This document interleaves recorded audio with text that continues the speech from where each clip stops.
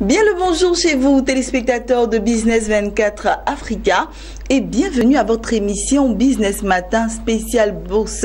Voilà, comme d'habitude, nous sommes avec notre consultant maison, la personne de l'Audamas, qui va nous faire le point des marchés financiers pour la semaine écoulée. Voilà, je rappelle que M. l'Audamas est spécialiste des marchés financiers et c'est avec lui que nous allons avoir beaucoup d'informations tout à l'heure, juste après ce qui suit. Restez avec nous.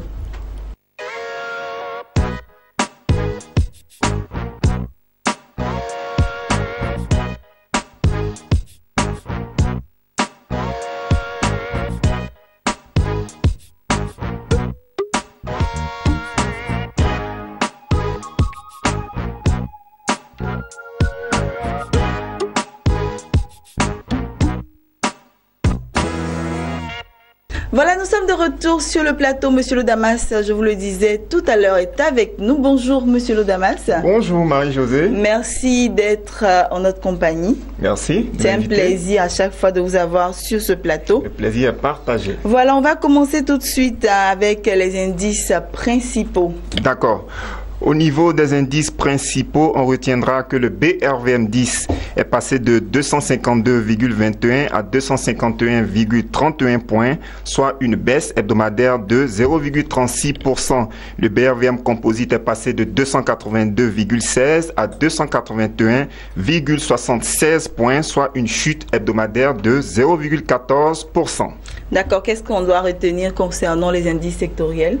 Alors, au niveau des indices sectoriels, il faut noter que le BRVM Industrie a baissé de 1,11%, le BRVM Service Public a amélioré sa performance de 1,16%, le BRVM Finance a trébuché de 0,33%, le BRVM Transport a baissé de 2,69%, le BRVM Agriculture a régressé de 0,13%, le BRVM Distribution a trébuché de 3,15% et le BRVM Haute Secteur a baissé de 14,43%. Voilà, on poursuit avec les grandes variations. On va parler de la plus forte hausse et de la plus forte baisse. D'accord, donc la plus forte hausse a été notée sur la valeur BOA Mali qui a progressé de 15,56% pour terminer à 57 780 francs CFA. La valeur SMB Côte d'Ivoire a évolué de 10,52% pour afficher une cotation de 23 540 francs CFA. Et le titre Air Liquide Côte d'Ivoire a augmenté sa valeur de 9,95% pour terminer à 11 000 francs CFA. D'accord. On poursuit avec les trois plus fortes baisses de la semaine. Donc on a tout d'abord le titre CETAO Côte d'Ivoire qui a clôturé à 28 240 francs CFA, soit une baisse hebdomadaire de 14,42%. La valeur Nestlé Côte d'Ivoire a baissé de 11,56% en affichant une cotation de 53 5 francs CFA. Et le titre Vivo Énergie Côte d'Ivoire qui a enregistré une baisse de 10,43% en affichant donc une valeur de 2405 francs CFA. Voilà, on attaque à présent les valeurs à surveiller cette semaine. D'accord. Cette semaine, deux valeurs essentielles à surveiller. Tout d'abord, la valeur Onatel Burkina qui, je le rappelle, en termes de performance hebdomadaire, est passé de 10 000 à 10 905 francs CFA, soit une hausse hebdomadaire de 9,05%. Et quand nous prenons pour repère la fin de l'année 2016, on constate que le titre Onatel Burkina Faso enregistre actuellement une chute de 9,13%. Alors, pourquoi est-ce qu'il faut surveiller la valeur Onatel Burkina de très près? Tout simplement parce que il y a eu une décision importante qui a été prise au niveau du Burkina Faso au sorti du Conseil des ministres qui s'est tenu le 1er février dernier.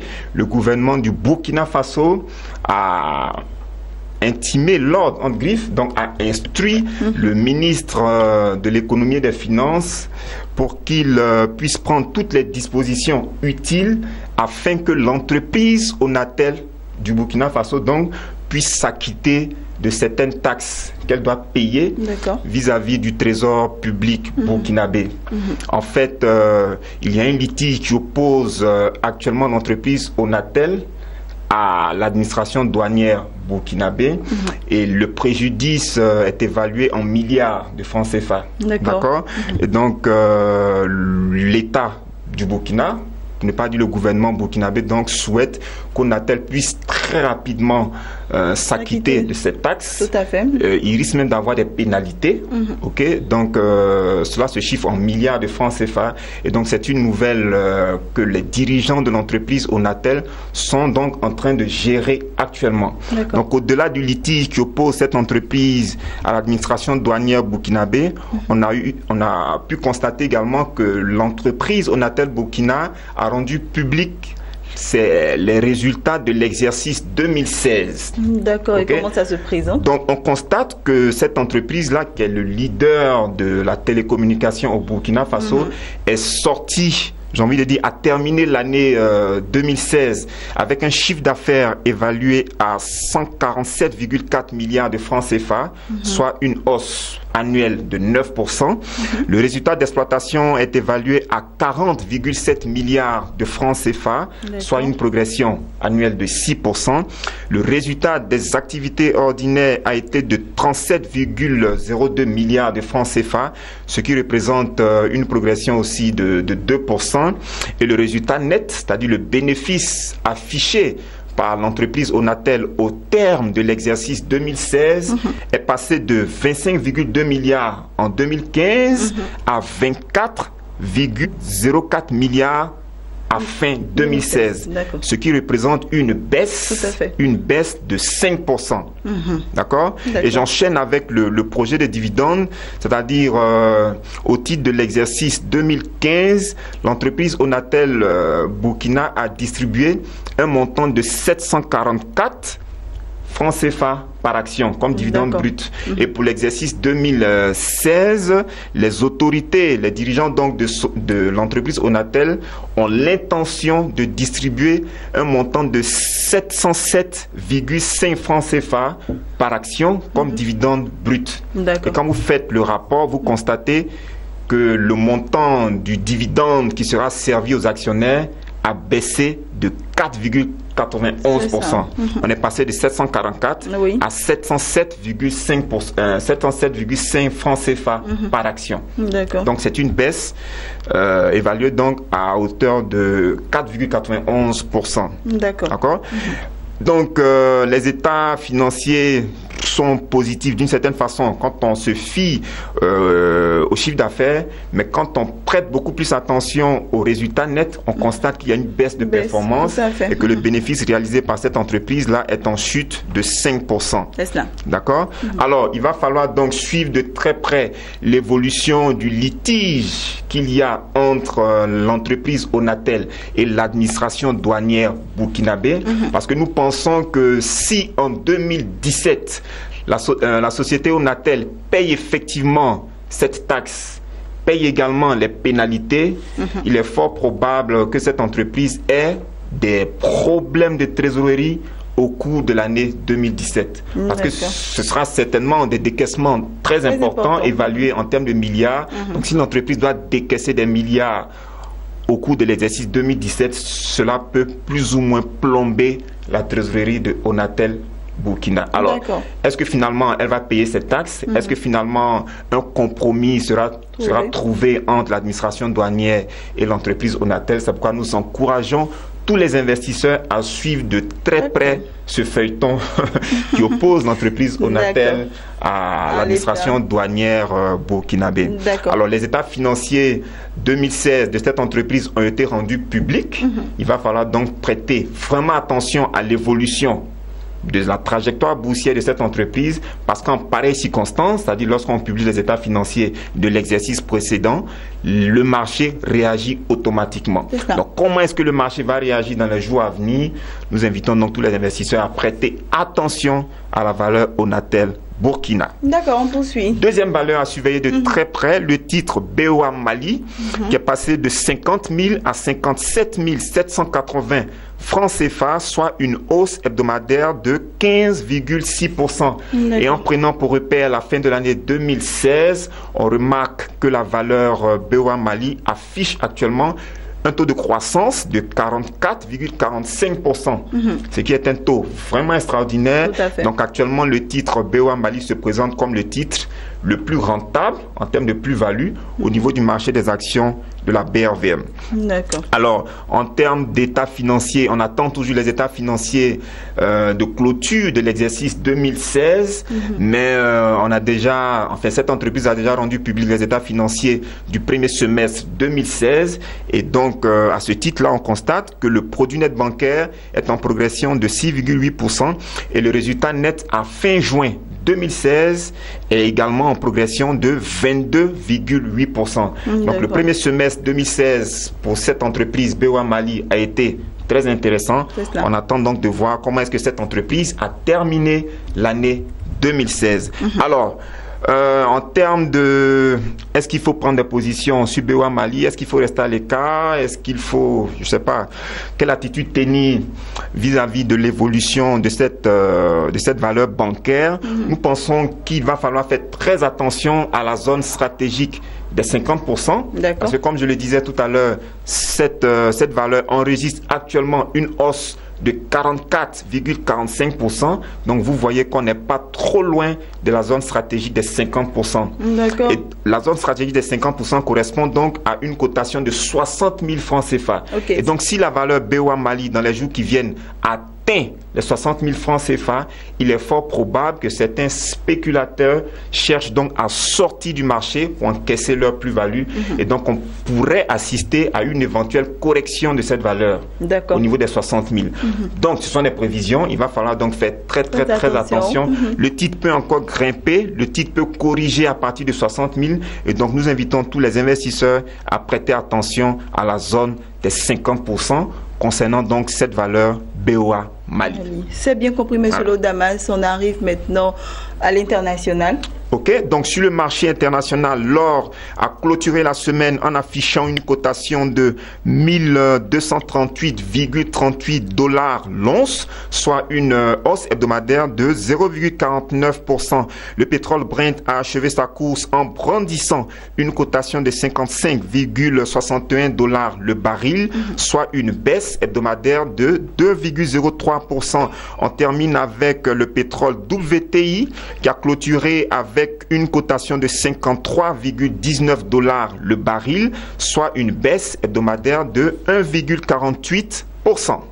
D'accord, merci monsieur Lodamas pour toutes ces informations, mais on ne va pas vous laisser partir comme ça. Vous savez qu'on a une rubrique conseil, et pour cette rubrique-là, je souhaiterais qu'on parle un peu aujourd'hui de la gestion sous mandat. D'accord. La gestion sous mandat, qu'est-ce que c'est exactement? Est-ce que vous pouvez nous donner quelques explications pour qu'on puisse mieux comprendre?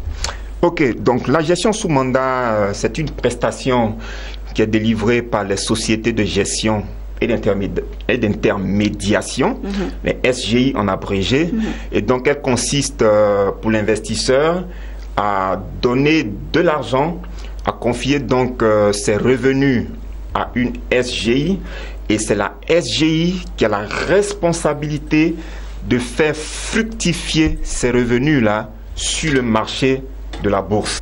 Donc vous n'avez pas le temps, vous avez peut-être, je vais prendre un cas concret pour que les téléspectateurs puissent réellement ce mécanisme. Donc vous avez par exemple 3 millions de francs CFA, vous voulez investir ces 3 millions au niveau du marché des actions de la BRVM, vous prenez vos 3 millions, vous ouvrez un compte titre dans une SGI et vous confiez ce montant-là à un gestionnaire de portefeuille qui aura la responsabilité de rentabiliser ce montant en investissant donc sur le marché des actions ou bien sur le marché des obligations de la BRVM. Donc le fait de lui donner ce mandat pour qu'il puisse rentabiliser les 3 millions, c'est ce qu'on appelle placer votre compte en gestion sous mandat. D'accord. Ok. Donc le fait que la SGI prend vos revenus et cherche à les fructifier sur le marché, la bourse, on dira donc que la SGI exécute un mandat de gestion. D'accord, donc c'est lui qui a cette, on va dire, cette latitude-là de, comment ça s'appelle, de faire des ordres, comment on dit, de passer les ordres, voilà. Okay. Merci pour le mot, de passer des ordres. Lui qui a la charge de tout faire, sans que vous ne soyez impliqué. Non, vous êtes impliqué d'une certaine façon parce que quand vous souscrivez à un contrat de gestion sous mandat, pour me répéter, c'est un contrat qui vous lie à votre SGI. D'accord. Donc, le gestionnaire de portefeuille va certainement discuter avec vous pour cerner votre profil en tant qu'investisseur, pour voir quels sont vos objectifs, quels sont les résultats que vous attendez au niveau du marché. Et en fonction de votre profil, en fonction de votre niveau de risque, en fonction de vos objectifs, etc., il va donc mettre en place une stratégie et il va exécuter cette stratégie-là pour que vos objectifs soient atteints. D'accord. Donc, c'est un mandat que vous lui donnez, c'est une autorisation que vous lui donnez afin qu'il puisse donc utiliser vos revenus et les rentabiliser sur le marché financier. D'accord, monsieur Odamas. Donc, vous êtes impliqué d'une certaine façon. D'accord, ok. Mais quelle est l'importance de donner mandat à un gestionnaire de portefeuille pour qu'il gère votre argent? On va dire ça comme ça. C'est quoi l'avantage? Alors, en termes d'avantages, on peut évoquer autour de 3 avantages comme ça. Le premier avantage, c'est quoi? C'est que vous confiez vos revenus à un professionnel du marché. D'accord. Les SGI ont l'agrément du Conseil régional de l'épargne publique et des marchés financiers. Donc, elles ont la pleine autorisation pour exercer ce genre de métier, ce genre de mission, je dirais. La SGI est équipée, elle a accès à certaines informations, elle est au contact direct du marché. Et donc, ce sont des professionnels qui vont s'occuper de votre compte. Ok, donc ça c'est déjà un premier avantage. Le second avantage, c'est que si vous confiez la gestion de votre portefeuille à un professionnel, le professionnel va chercher à réaliser une certaine performance. D'accord. Donc il se fixe un objectif de rentabilité et il se dit que si il arrive à réaliser une belle performance avec votre argent, par exemple, à travers vous, il pourra encore avoir d'autres contrats de gestion sous mandat. Donc, il cherche à limiter au maximum vos pertes et à réaliser des gains très importants pour vous. Donc, si vous confiez votre portefeuille, si vous souscrivez à un contrat de gestion sous mandat, il est fort probable que vous arriviez donc à limiter vos pertes au niveau de vos investissements. Et le troisième avantage, c'est quoi? C'est que lorsque vous confiez votre portefeuille à une SGI pour l'exécution d'un contrat de gestion sous mandat, vous pouvez, vous en tant qu'investisseur, vous consacrer à d'autres projets. Si vous n'avez, par exemple, si vous n'avez pas le temps de suivre l'évolution du marché, de contrôler votre portefeuille à tout moment, vous faites confiance à votre SGI, vous lui confiez donc vos revenus et vous avez le temps de suivre par exemple vos projets immobiliers, vos projets agricoles, de faire d'autres choses, de faire d'autres affaires, pendant que la SGI, elle s'occupe spécifiquement de vos projets. De faire fructifier votre argent. Exactement. Vous comprenez? D'accord. Voilà, donc voici quelques avantages. Il y en a d'autres également, mais voici quelques avantages qu'on peut mettre en avant en ce qui concerne D'accord, monsieur Odamas. À vous entendre parler, c'est très bien de confier son argent à un gestionnaire de portefeuille pour qu'il puisse gérer votre argent. Mais en toute chose, il y a le revers de la médaille, monsieur Odamas, vous savez. Donc, dites-nous un peu, c'est quoi les inconvénients? Bon, en termes d'inconvénients, on peut par exemple évoquer quelque chose, enfin certaines choses. La prestation de gestion sous mandat n'est pas gratuite. D'accord. C'est une prestation qui est facturée. Donc, si vous confiez la gestion de votre compte à un gestionnaire de portefeuille, si vous lui fixez des objectifs, etc., vous devez le rémunérer. Donc la gestion sous mandat, elle est facturée, elle n'est pas gratuite. Vous allez payer quelque chose. Normal, hein? Vous allez payer quelque chose, d'accord? Non, je veux dire en fait, si vous ouvrez un compte titre dans une SGI, de facto, la SGI n'a pas obligation de gérer votre portefeuille en tant que tel. Ouais. Ok, donc elle va vous soumettre certainement, elle va vous faire une proposition de gestion sous mandat, et si vous validez cette proposition, si vous souscrivez à cette prestation, vous allez également payer des frais liés à cette prestation. Donc ce n'est pas un acquis, ce n'est pas gratuit, c'est une prestation qui est facturée. C'est la première chose, ça va vous coûter de l'argent. Deuxième chose, très souvent, les investisseurs qui recourent à la gestion sous mandat négligent un peu tout ce qui est connaissance du marché. Je suis investisseur, je n'ai pas le temps, je veux rentabiliser mes revenus à la bourse, je prends mon argent et je le confie à un gestionnaire de portefeuille, je souscris à une gestion sous mandat. Ok, donc tout ce qui est culture boursière, je ne m'intéresse pas à cela, je ne cherche pas à comprendre le marché, je me dis que déjà il y a un professionnel qui s'occupe de mes revenus, donc moi je ne cherche plus à comprendre comment est-ce que la bourse marche, comment gagner de l'argent, quels sont les risques, etc. etc. Donc là aussi il y a problème. Cela va faire que vous allez dépendre fortement de votre gestionnaire de compte, enfin de votre gestionnaire de portefeuille. Or, ce sont des hommes qui gèrent le portefeuille. Ce sont des individus. Donc, le gestionnaire de portefeuille peut faire une mauvaise appréciation du marché, peut se tromper en termes de prise de position. Ok, il peut donc faire baisser votre portefeuille involontairement. Donc, si vous n'avez aucune connaissance du marché, votre gestionnaire de portefeuille peut se tromper. Et vous allez totalement rester indifférent parce que vous ne maîtrisez pas, vous ne comprenez pas les mécanismes du marché. C'est cela. Vous comprenez? Donc, si vous êtes trop accro à la gestion sous mandat, vous risquez de négliger tout ce qui est connaissance du marché et vous allez dépendre à 100% de votre gestionnaire de portefeuille, ce qui nous semble une grosse faiblesse en tant qu'investisseur. D'accord. Mais monsieur le Damas, on peut souscrire à la gestion sous mandat, mais au moins avoir une certaine culture boursière. C'est ce que nous encourageons en fait.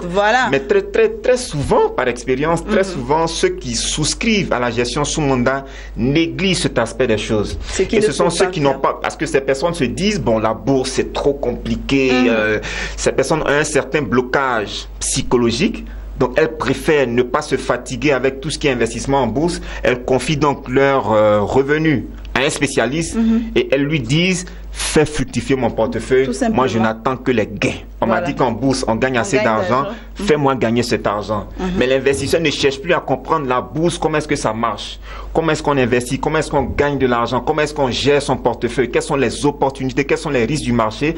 L'investisseur ne se soucie plus de ces questions parce qu'il se dit qu'il y a un spécialiste qui s'occupe de ses revenus en bourse. Et cela se présente à notre sens comme une grosse faiblesse. Et c'est pourquoi justement nous encourageons tous ceux qui souscrivent à la gestion sous mandat à ne pas négliger la connaissance du marché. C'est très important. D'accord, il faut toujours s'informer, il faut toujours regarder Business 24 Africa, il faut toujours suivre l'émission Business Matin spécial bourse avec Monsieur Lodamas qui va vous donner beaucoup d'informations. Voilà, Monsieur Lodamas, on va terminer. D'accord. Mais avant de partir, un conseil pour nos téléspectateurs vu tout ce qu'on vient de dire. Un conseil relatif donc à cette thématique de la gestion sous mandat, on dira simplement que c'est une prestation qui est bien, c'est une prestation qui permet à des professionnels du marché de gérer les portefeuilles, de rentabiliser les revenus des investisseurs, donc c'est une bonne chose. Mais avant de souscrire à une prestation de gestion sous mandat, nous conseillons à tous les investisseurs de maîtriser la tarification de cette prestation. D'accord. C'est très important. Quand vous allez dans une SGI et que votre SGI vous suggère, vous présente, vous vend la prestation de gestion sous mandat, cherchez à bien comprendre la tarification. Ok, donc vous dites à votre gestionnaire de portefeuille de vous expliquer les mécanismes, de vous expliquer les différentes procédures, mais surtout de vous expliquer la tarification. Comment va se faire les prélèvements, comment va se faire le paiement des frais, qu'est-ce que cela va vous coûter exactement. D'accord. Ok, et vous faites même, j'encourage les investisseurs de faire une mise en situation. Vous dites par exemple au gestionnaire de portefeuille, moi je vais investir cette année 2 millions. Si j'investis 2 millions de francs CFA à travers votre SGI, qu'est-ce que vous allez me facturer exactement en termes de gestion sous mandat? Qu'est-ce que cela va me coûter? Donc, identifier clairement les frais qui seront liés à la prestation de gestion sous mandat avant de souscrire à un contrat de gestion sous mandat. C'est très, très, très important. Deuxième chose, même si vous souscrivez à une prestation de gestion sous mandat, il faut tout de même continuer à suivre le marché. Il faut continuer à comprendre le marché, il faut continuer à suivre le marché. Vous pouvez même, si vous avez les ressources nécessaires, les ressources qu'il faut, donc si vous avez par exemple 1 million, vous pouvez confier 1 million. Si vous avez par exemple 2 millions, je vais prendre un cas vraiment simple, si vous avez 2 millions de francs CFA, vous pouvez confier 1 million à votre SGI en termes de gestion sous mandat et vous pouvez vous-même ouvrir un autre compte titre que vous allez gérer vous-même. Cela va vous permettre de comparer votre performance à celle de votre gestionnaire de portefeuille qui gère donc ce portefeuille-là en appliquant donc un mandat de gestion. D'accord. Ok, donc cela donc va vous permettre de faire une certaine comparaison, mais surtout cela donc permettra à vous en tant qu'investisseur de toujours comprendre le marché et d'assurer un certain contrôle de votre gestionnaire de portefeuille qui applique le mandat de gestion. D'accord, monsieur Damas, ce que vous venez de dire m'emmène à vous poser une autre question. Est-ce que lorsqu'on a souscrit à un contrat de gestion sous mandat, est-ce qu'on peut revenir après dire que bon, nous-mêmes on va gérer notre argent, donc c'est plus la peine? Non, vous risquez d'être pénalisé d'une certaine façon. Ah bon? Parce qu'il y a certainement dans le contrat une clause qui va dire que si en plein contrat vous souhaitez rompre par exemple le contrat, il y a peut-être des pénalités à payer. Mais généralement, pour éviter tout ce qui est conflit ou litige avec votre SGI, généralement la gestion, enfin le contrat est fixé dans le temps. Donc très souvent on parle de contrat annuel qui est renouvelable. D'accord. Ok. Donc pour éviter des histoires avec votre SGI, vous souscrivez au contrat, vous travaillez avec votre SGI pendant 1 an et au terme de l'année, vous faites le bilan en toute sérénité, en toute tranquillité. Qu'est-ce que ce contrat de gestion sous mandat m'a apporté? Est-ce que mes objectifs ont été atteints? Ok, donc vous faites une évaluation de cette prestation et vous voyez si ça vaut la peine de reconduire le contrat de gestion sous mandat. D'accord. Ok. D'accord, c'est bien. Voilà. C'est ce que nous pouvons donner comme dernier conseil. Merci à vous, monsieur Lodamas. Merci d'être passé sur ce plateau. Merci. Voilà, je vous dis à très bientôt pour une autre émission. Merci, Marie. Voilà, chers téléspectateurs, c'est ici que nous mettons fin à cette émission. Business Matin spécial bourse est terminé.